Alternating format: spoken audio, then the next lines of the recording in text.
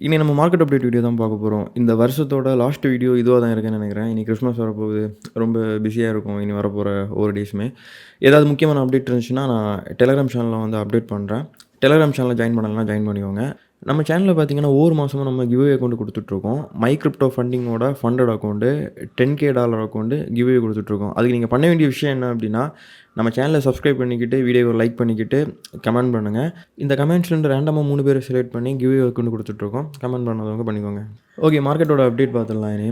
லாஸ்ட்டா பார்த்தீங்கன்னா, bank of ஜப்பானோட interest rate வந்துச்சு. ஒரு பெரிய நெகட்டிவ் நியூஸ் அது.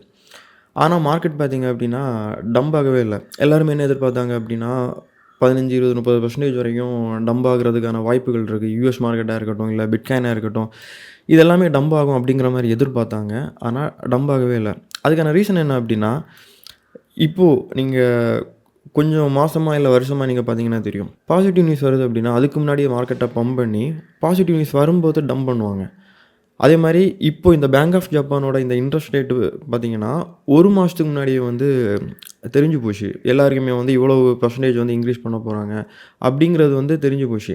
இப்போ நடக்கிற விஷயங்கள வச்சு பார்க்கும்போது எனக்கு என்ன தோணுது அப்டின்னா, யுஎஸ் மார்க்கெட் பார்த்தீங்கன்னா, லாஸ்ட்டா அ நவம்பர் இந்த வீக்ல பார்த்தீங்கன்னா, ஒரு பெரிய டம்ப் நடந்துச்சு. ஒருவேளை இந்த பேங்க் ஆஃப் ஜப்பானோட நியூஸ வச்சு தான் இந்த யுஎஸ் மார்க்கெட்டோட கிராஷா இருக்கட்டும், அ பிட்காயினோட ஒரு பெரிய கிராஷா இருக்கட்டும், இதெல்லாம் நடந்திருக்குமோ? ஏன்னா, நம்மளோட வேல்ஸுக்கெல்லாம் முன்னாடியே சில விஷயங்கள் வந்து தெரிஞ்சிருக்கும். அது நடந்திருக்குமோ? அப்படிங்கிற மாரி தோணுது.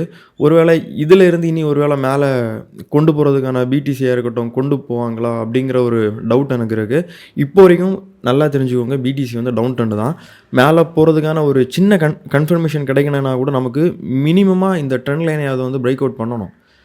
இதில பார்த்தீங்கன்னா தெரியும். ஃபுல்லா இந்த ட்ரெண்ட் லைனா டேப் பண்ணி தான் வந்து கீழ வந்திருக்கு. நம்ம மேல போறதுக்கான ஒரு வாய்ப்பு வந்து 1% எதிர்பார்க்கணும் அப்டின்னா, மினிமம் இதுக்கு மேல நமக்கு வந்து இந்த ட்ரெண்ட் லைன் பிரேக் அவுட் ஆகி போனா, ஓகே, ஒரு 50% மேல போறதுக்கான வாய்ப்பு இருக்கு அப்டிங்கிற மாரி எடுத்துக்கலாம். ஆனா மேல போறதுக்கான வாய்ப்புகள் இருக்கிற மாரி நான் ஃபீல் பண்றேன். ரீசன் என்ன அப்டின்னா, யுஎஸ் மார்க்கெட் வந்து இங்க ஒரு அப் ட்ரெண்ட் வந்து ஆகியிருக்கு. ஆ யுஎஸ் மார்க்கெட் மேல போறதுக்கான வாய்ப்புகள் அதிகமா இருக்கு. இதுக்கு மேல வந்து அ யுஎஸ் கவர்மெண்ட்ல பார்த்தீங்கன்னா, நெறைய விஷயங்கள் பாசிட்டிவா இருக்கு.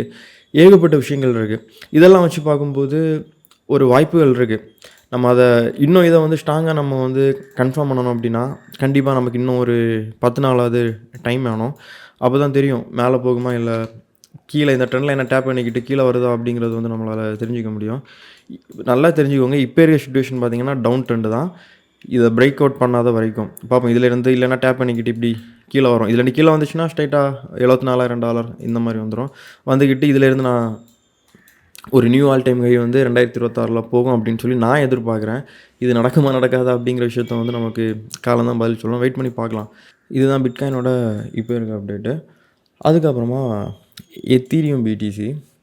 அதுவும் பார்த்தீங்கன்னா, ஒரு 4, 5 மாசத்துக்கு அப்புறமா ஒரு ட்ரெண்ட் லைன் வந்து பிரேக் அவுட் ஆச்சு. டெய்லி டைம் ஃப்ரேம்ல. பிரேக் அவுட் ஆகி மேல போயிட்டு, திரும்ப அதே இடத்துல டேப் பண்ணிட்டு லைட்டா மேல போகுது. பார்க்கலாம். பிடிசி மேல ஏறி எத்தீரியம் மேல போச்சுன்னா, இதுவுமே வந்து கொஞ்சம் கொஞ்சமா மேல போக ஸ்டார்ட் ஆகும். இன்னும் ஒரு மினிமம் ஒரு 10 நாளாவது வேணும். இனி என்ன நடக்குது? இந்த பிட்காயின் வந்து இந்த ட்ரெண்ட் லைன பிரேக் அவுட் பண்ணுதா? இல்ல கீழ அடிக்குதா? இதெல்லாம் பார்த்து தான் நம்ம இதெல்லாம் ப்ரெடிக்ட் பண்ண முடியும். என்னதான் நமக்கு வந்து எத்தீரியத்தில இருக்கட்டும், இல்ல வேற எதுல நமக்கு அப் ட்ரெண்ட் கிடைச்சாலும், பிட்காயின் வந்து அதுக்கு சப்போர்ட் பண்ணல அப்டின்னா, எல்லாமே இன்வாலிடேட் ஆகிரும்.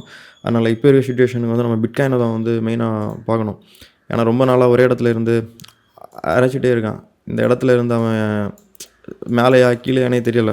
வெயிட் பண்ணி பார்ப்போம் ஒரு 10 நாள். பிட்காயின் டாமினன்ஸ் பார்த்தீங்கன்னா, ஒரு முக்கியமான லைன டேப் பண்ணிக்கிட்டு லைட்டா டம்ப் ஆகியிருக்கு. இது வந்து ஒரு மேஜரான லைன். அதாவது 52 வீக் இஎம்ஏ. இந்த 52 வீக் இஎம்ஏக்கு கீழ தான் இத பிரேக் டவுன் பண்ணி கீழ கேண்டில் க்ளோஸ் வச்சு, திரும்ப அதே 52 வீக் இஎம்ஏல டேப் பண்ணிக்கிட்டு, திரும்பவும் வீக்லி டைம் ஃப்ரேம்ல பார்த்தீங்கன்னா, டாமினன்ஸ் வந்து ஒரு டவுன் ட்ரெண்ட் குடுத்து, திரும்பவும் லைட்டா மேல போய் அதே இடத்த தான் இப்போ டேப் பண்ணியிருக்கு.